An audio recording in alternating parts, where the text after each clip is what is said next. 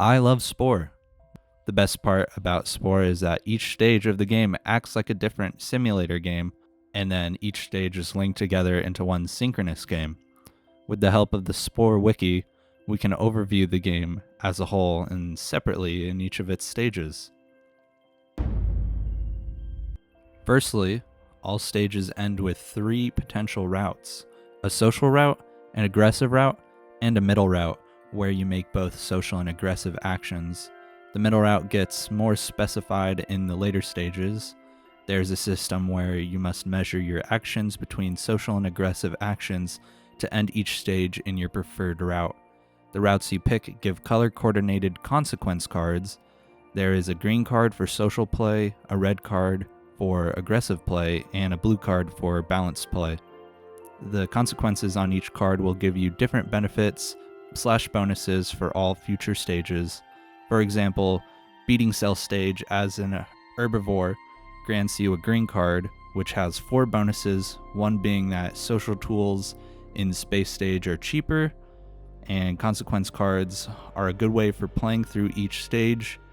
And if starting a new game in later stages, the player is barred from receiving bonuses of the consequence cards unlocked from these previous stages. This encourages players to play a complete playthrough of Spore by starting from the first stage, which is the cell stage. Now, let's delve into each stage and check out what makes each of them great, different, and flawed. Cell stage has you as a microorganism slowly growing yourself to eventually touch grass in the creature stage. This stage is split into 5 levels, and as you progress you reach new levels and encounter new cells. The cell stage advances as you get DNA, and to collect DNA, you must eat veggies or meat. Once DNA is collected, parts can be bought and placed onto your creature. But before you can start customizing, you must make your first major choice in the game: herbivore or carnivore. Playing as a herbivore consists of eating vegetation, adding more spikes, and avoiding carnivores, while playing as a carnivore takes you on the path of death and destruction, where you hunt cells, add more spikes, and devour corpses. The progression of your cell can be changed by altering your cell's diet. For example, eating plants moves you closer to the social route, and eating meat towards the aggressive route. Regardless of your current diet, you can become an omnivore once you encounter the nosy cell in level 3 of cell stage. Then you can claim the proboscis part from it, and omnivores allow you to do everything that herbivores and carnivores do, as well as sucking the souls out of your enemies, and did I mention adding more spikes? What makes omnivores special is that you are given full freedom to alter your route for this and future stages by gaining different cards. The 3 consequence cards that can be granted at the end of the cell stage are herbivore, omnivore, and carnivore. Herbivore being the green card, omnivore is the blue card, and carnivore is the red card.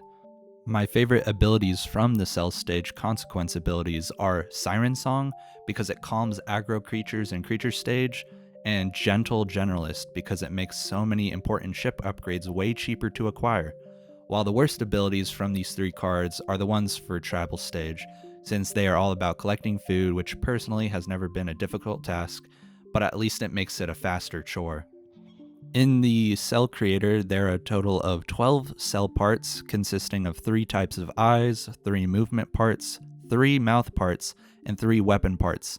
All parts cost DNA, as I already stated, but they are also not known to the players at the start of the game, and there are different ways that the player can unlock these parts.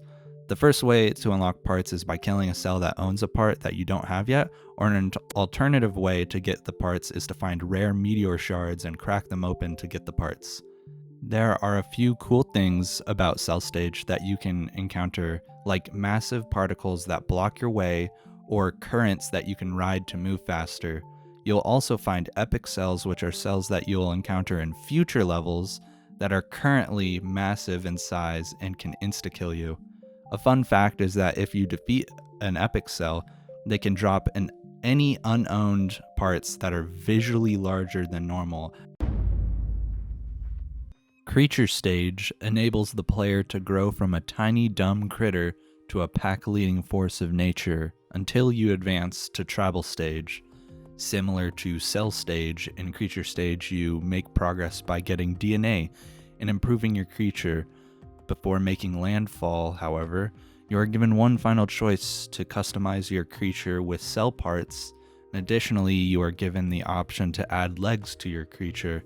After slapping some legs on your critter, the creature stage officially begins.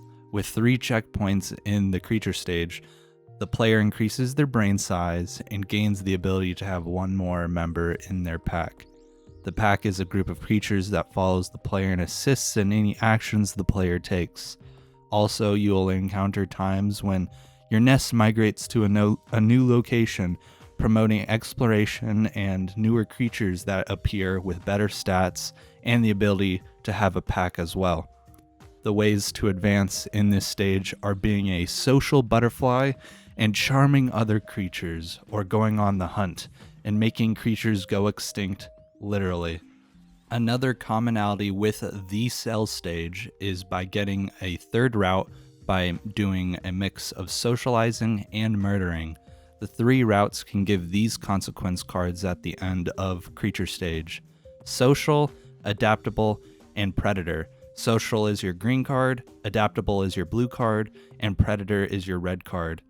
My favorite abilities from the creature stage consequence abilities are Speed Demon, which makes space stage so much faster, and the Prime Specimen ability that is useful when tanking through Grok's territory in space stage.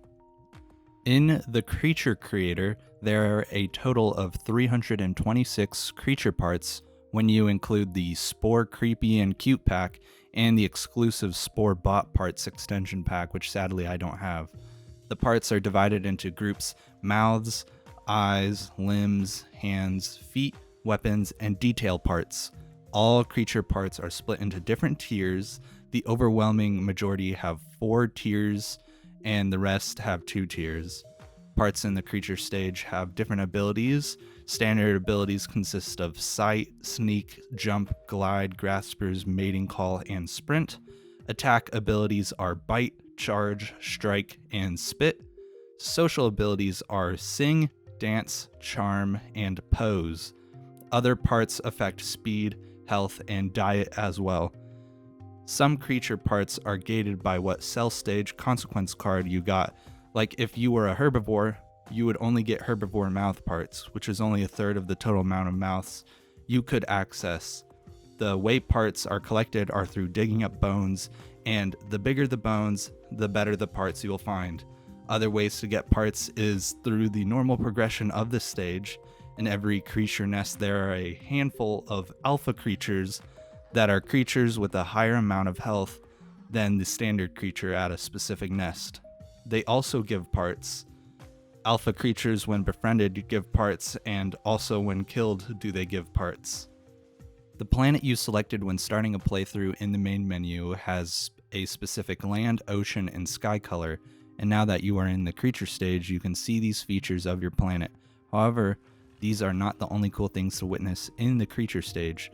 Weather events can change the tone of your play, like heavy rain making a somber tone, and the rare meteor shower causing full chaos.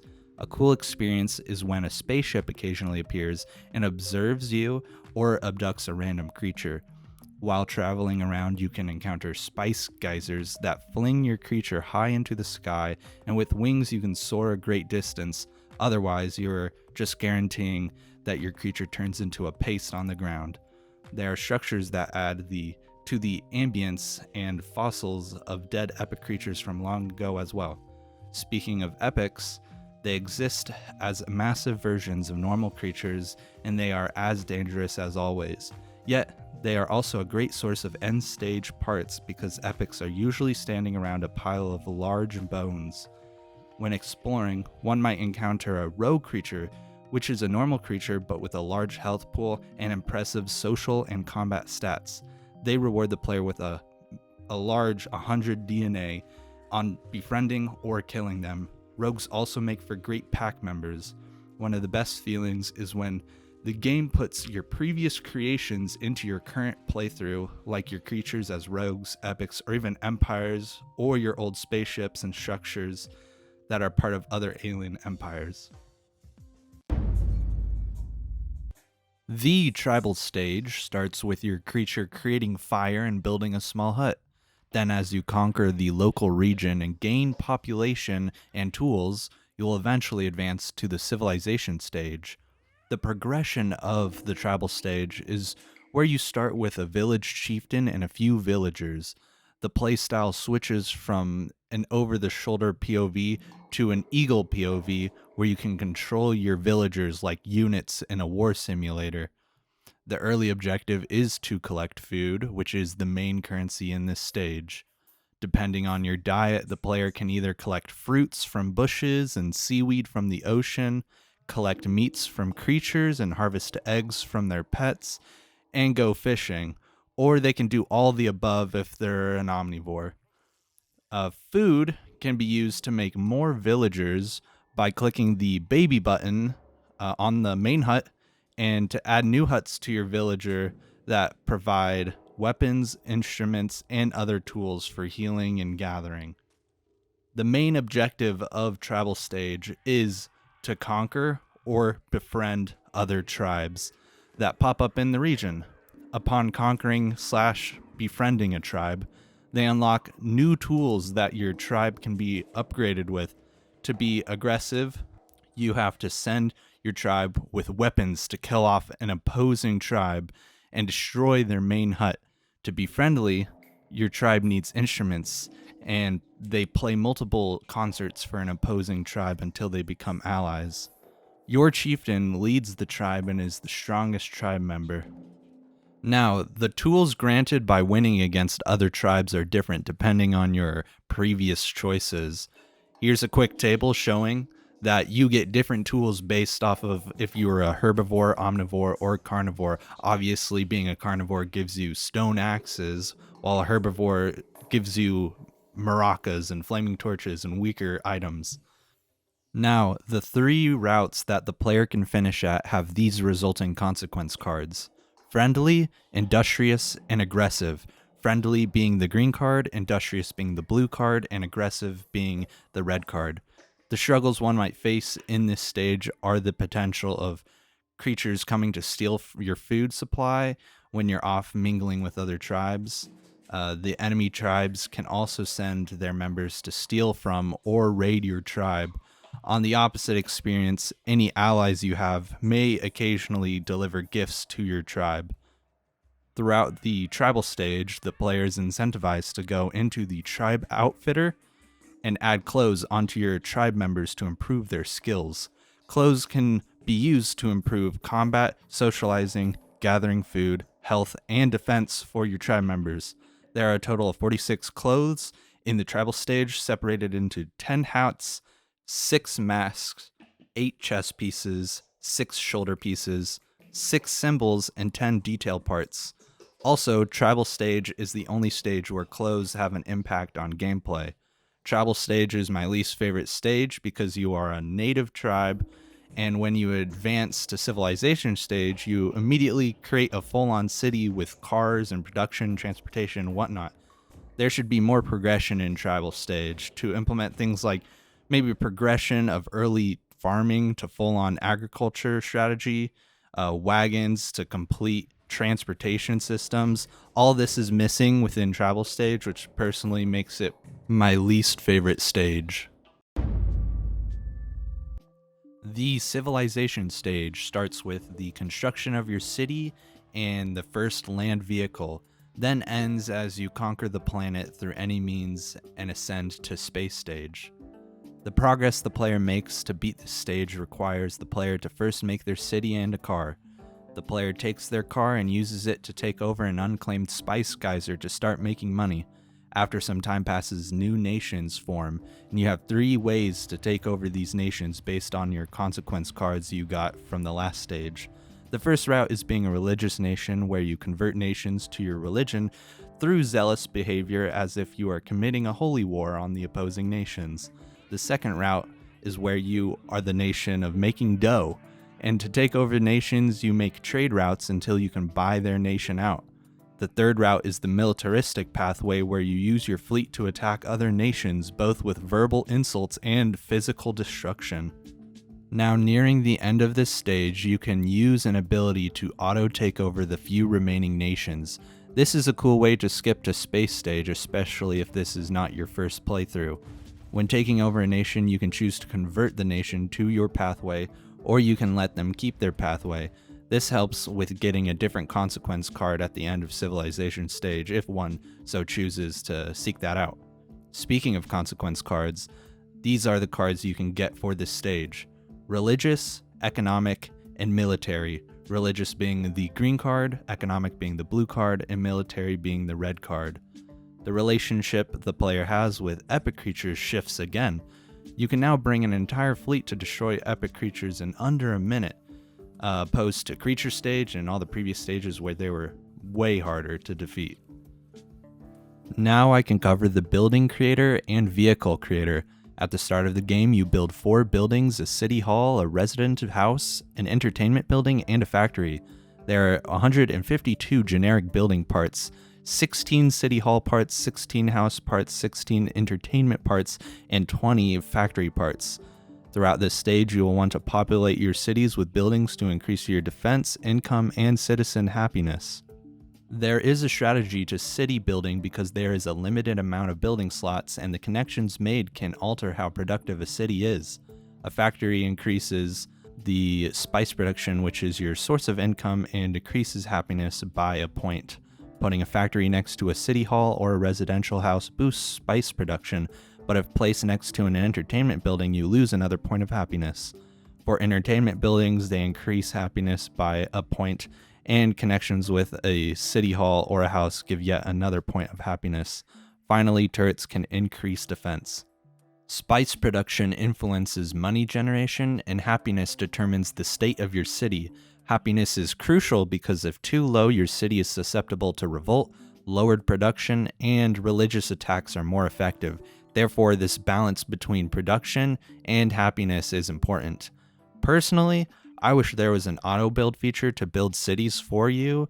Placing buildings down for every city gets boring once you have to do the same thing over and over in space stage as you expand your empire. Next, you make a land vehicle. As you progress, you unlock sea vehicles and then later on air vehicles as well. In the vehicle creator, there are 172 generic vehicle parts, 28 land parts, 20 sea parts, 32 air parts, and 20 military weapon parts, 16 economic weapon parts, and 16 religious weapon parts. When building your vehicle, there is a percentage-based balance where 100% is split between health, speed, and weapon ability based on the parts you used. If not already stated, all of the creators in this game are super fun to invest your time in because of the diversity of options.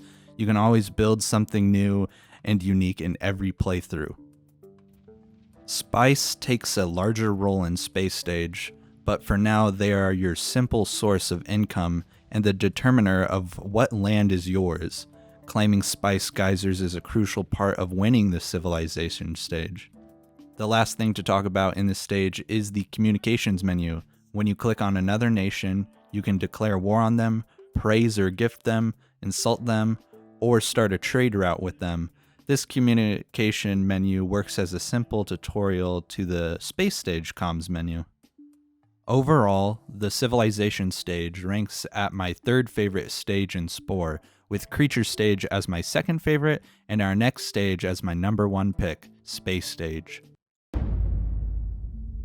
On to the final stage, space stage, where it has you creating your spaceship, and as you meet new empires and spread your own, you'll become a god among men, being able to terraform whole systems and consume entire empires into your own. To progress in space stage, the player must collect badges, which allow you to rank up as the captain. The player starts as a cadet and promotes to captain after the tutorial. After said tutorial, the player can go out and collect more badges. Missions given to the player automatically consist of scanning a UFO and a city ruin, placing a colony down, meeting alien empires, selling spice to aliens, expanding your empire, and meeting the Groks. Now, your homeworld planet holds plenty of missions that introduce the many aspects of space stage, which include terraforming and creating a spice colony on a planet, painting a planet, finding and selling artifacts, creating trade routes, going to war, and making an alliance. The badges you can unlock are as follows: Bodyguard, Brain Surgeon, Captain's Badge, Cleaner, Collector, Colonist, Conqueror, Diplomat, Eco-Hero, Economist, Empire, Explorer, Frequent Flyer, Golden Touch, Gopher, Jack of all trades, the Joker, Merchant, Missionista, Planet Artist, Sightseer, Split Personality, Terra Wrangler, Trader, Traveler, Warmonger, Wonderland Wanderer, Zoologist, and the secret badges Badge Outta Heck and Dance with the Devil. With a total of 139 badges, many badges have tiers to them that count as separate badges, and the higher tiers take more effort to unlock. Anything you choose to do, like filling out ecosystems to finding galactic formations, will get you closer to unlocking new badges, including travel itself.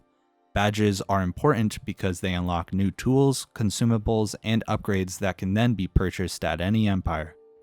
Personally, the game makes an official ending once two things are completed: reach Omnipotent rank, and 2, enter the Galactic Core. Firstly, you can still play Space Stage after hitting these checkpoints, but I personally feel satisfied with ending my playthrough once I have done these 2 tasks. Omnipotent rank is achieved by having gotten a total of 275 badge points, which is way less than you think. Reaching the Galactic Core grants you special congratulations from Steve the UFO for making it to the core, and you'll get the Staff of Life, which can turn any planet into a Tier 3 planet, fully populating said planet with fauna and flora. Fun fact, the staff only has 42 uses, which is an easy reference to the Hitchhiker's Guide to the Galaxy. Now that the space stage's overall progression has been covered, we can dive into specific features like philosophy. Your empire is granted a philosophy/archetype they follow based on different consequence cards you collected throughout the previous stages. The philosophy you get is mostly aesthetic, however you are granted a new ability specific to your archetype. The archetypes you get are Wonder, if you start in Space Stage, Shaman, if it's all greens or mostly greens, Trader, if it's mostly blues, Warrior, if it's mostly red cards, and Zealot, Diplomat, Scientist, Ecologist, Bard, and Knight, which have different requirements of having a different spread of different green, red, or blue cards. To switch your archetype, a player must ally with a larger Tier 4 to 5 empire with a desired archetype that they want to switch to. Then do the specific philosophy quest to convert to the ally empire's archetype. This is useful if you want to collect more useful philosophy abilities, like Return Ticket from the Shaman philosophy, which lets you occasionally teleport back to your homeworld. At the start of Space Stage, you get to look into the vehicle creator again, but this time to build your own spaceship, with access to all the parts from Civilization, plus 20 space movement parts and space weapon section, which consists of all religious, economic, and military weapon parts. With this much variety, you can really get creative. Another aspect of Space Stage is how the player makes money, and that is spice. Spice comes in these different colors: red, yellow, blue, green, pink, and purple. Red is the cheapest spice, to purple, which is the rarest and most expensive spice. The general money-making strategy for Space Stage is to find the planets with rare spices which can be turned into spice colonies, because the rare spices sell for more cash. Selling the same type of spice, however, to a planet will eventually decrease the value of said spice, so it is best to have spice colonies for every variety of spice. After setting a network of diverse spice-producing colonies up, the player can sell spice to neighboring empires and rake in tons of money. The next feature in Space Stage is terraforming. With terraforming tools, the player can balance the temperature and atmosphere of a planet to go from a Tier 0 planet all the way to a Tier 3 planet. Every tier requires a small, medium, and large plant along with 2 herbivores and 1 carnivore or omnivore to balance out. This means to go from a tier 0 to tier 3 planet, you need 9 plants and 9 creatures total. Of course, having the Staff of Life does wonders for this process, but it doesn't progress your badges. Colonies can be bought from empires and then placed on worlds you plan on terraforming. At tier 0, 1 colony can be placed with no buildings. At tier 1, 1 colony can be placed with a third of the buildings. Tier 2 lets you have a second colony and both having 2/3 of the buildings placeable. Finally, at tier 3, you can have 3 total colonies with all buildings filled out in them for a single planet. The only exceptions to this rule are other homeworlds and your own homeworld. When you take over another empire's homeworld, which has around 8 cities or more, the planet is then great for turning into a major spice producer. Your own homeworld, however, is unable to be a massive spice producer due to built-in limitations in this stage.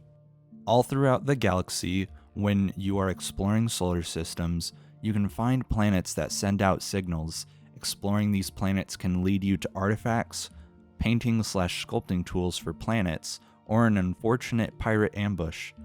Artifacts include 10 relics, 10 statues, 10 jewels, 10 geodes, 10 fossils, and 80 philosophy items. Found in the same way as artifacts, you can find 45 planet sculpting tools and 25 planet painting tools on random planets. The other sculpting tools can be purchased after unlocking certain badges. Other rare things you can witness are 10 unique galactic objects and 10 storybook planets.